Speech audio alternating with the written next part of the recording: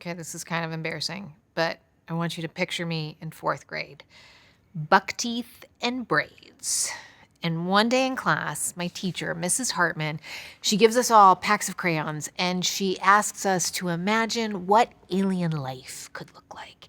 And we draw strange creatures with 3 eyes and long tails and wings.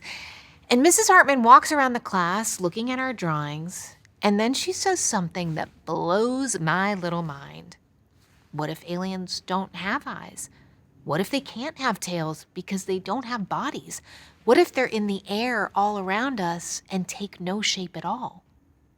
Whoa. It had never occurred to me that my imagination was limited to coming up with variations on things that I had already seen. That realization always comes back to me as a grown-up when I find myself being rigid or closed-minded. Like, maybe I don't even know what I don't know. It also reminds me of a great quote from Marian Wright Edelman, the founder and president of the Children's Defense Fund, who once said, "You can't be what you can't see." She meant it in the context of a child who'd never spent time in a happy family or seen a doctor or scientist who looked like them.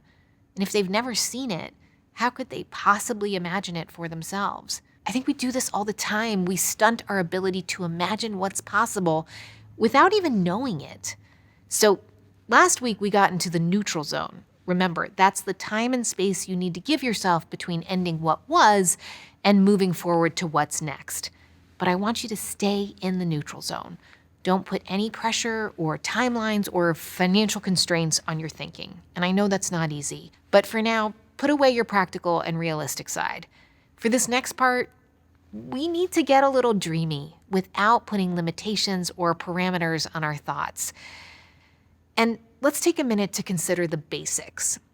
When it comes to our professional lives, most of us, broadly, want 3 fundamental things, right? We want to live our best life, help other people live their best lives, and pay the bills.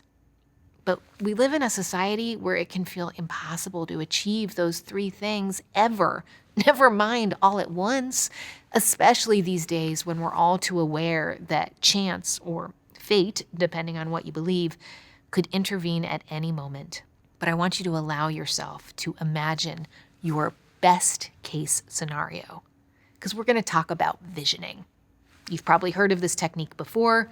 Maybe you've done a visioning session in your workplace or heard the term from business consultants. The dictionary definition of visioning is the development of a plan, goal, or vision for the future. But that is not what we're going to do today.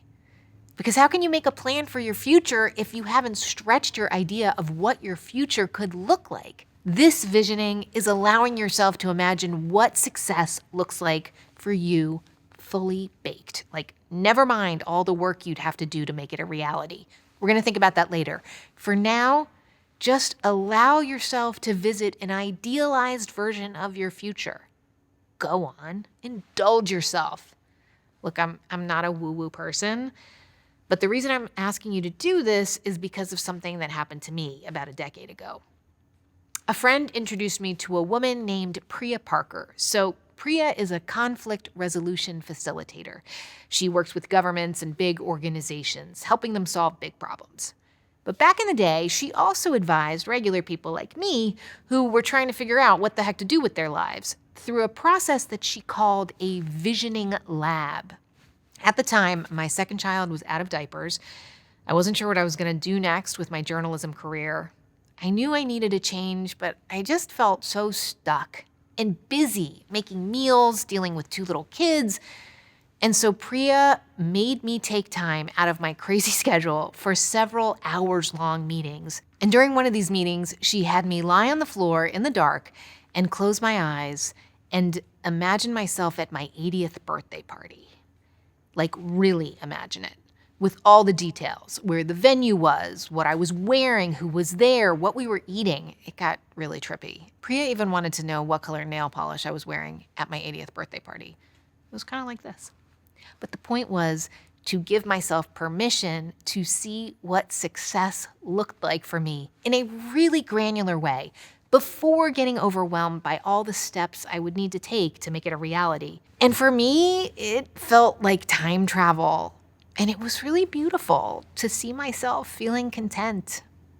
You're going to get really specific in what you imagine too.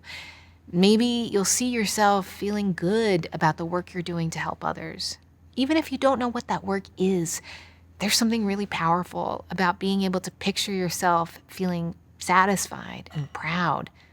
And it's going to help you when we get into the details later in the course. Look, at first, this exercise may feel daunting, or it may make you squirm. Maybe it feels self-indulgent, but I've made it far enough in life to know that those of us who are privileged to have options in life, we shouldn't dare fritter them away. There's really no excuse for not sitting ourselves down, taking time away from the daily grind, and squinting hard into the distance and describing what we see. So go look at the future. That's what's next.